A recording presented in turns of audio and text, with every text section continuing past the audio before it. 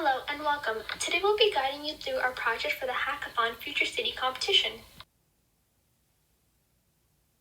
In order to form an appropriate plan, we first had to think of major issues faced within developing cities. We felt that the issue of transportation was a literal root to many problems. For instance, with horizontal growth, essential services become less accessible and people become more dependent on transportation. It was with this understanding that we decided to formulate a plan that would accommodate that to ultimately ensure the quality of life within the city improves as the city urbanizes. Our plan for this future city is to make essential services such as hospitals, healthcare centers, grocery stores, and schools more accessible to the public, which would ultimately provide many benefits. While creating our prototype and developing more ideas, we ran into several issues. For instance, it was first unclear what technology would be best suited to fill the requirements we sought out. In general, we experienced difficulties when translating our visions into a 3D model. It was equally difficult to ensure we were tackling all of our ideas in a cohesive manner. Therefore, we had to make a few assumptions. These include the population size as well as the space the city itself could occupy. Before we could reach a concrete prototype, we made sketches that helped create an outline for the work we had ahead. As viewed on the slide are a few rough drawings we made as we followed along with this tedious process. It's important that we use innovative technology implemented today while also optimizing convenience and efficiency when it comes to transportation. After we finished our drawings, the prototype was no longer such a challenge. As can be seen on the slides, we made several prototypes. As we used Tinkercad, it was difficult to scale things to an appropriate size.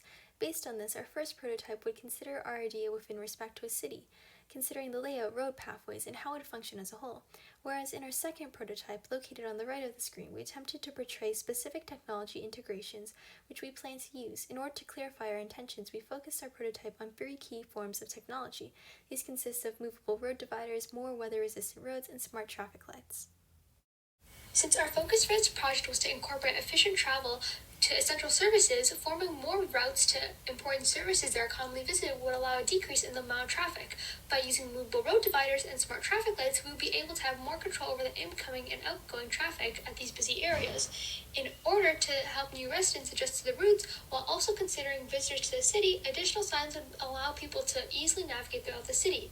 It was important that we embedded new technology within our plan, especially as technology including safety traffic lights would be ideal for ensuring safety of demographic.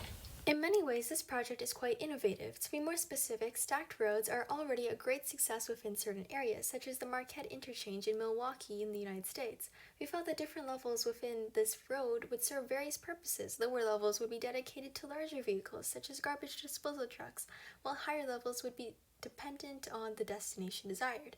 Doing this would allow faster and safer transportation, as it is dividing current traffic into a third. Another factor which makes this design so innovative is its incorporation of bacteria-composed asphalt. This bacteria allows the asphalt to endure harsher climates. Overall, this means the roads will last longer and will be less likely to need repairs, allowing for easier maintenance. When planning out our project in further detail, we made several considerations due to several variables. Certain considerations of our priority included government approval and its subsequent demands, especially as this project may be costly and profit projections of this project are difficult to estimate. But by using sustainable materials, it will be a good investment in the long run.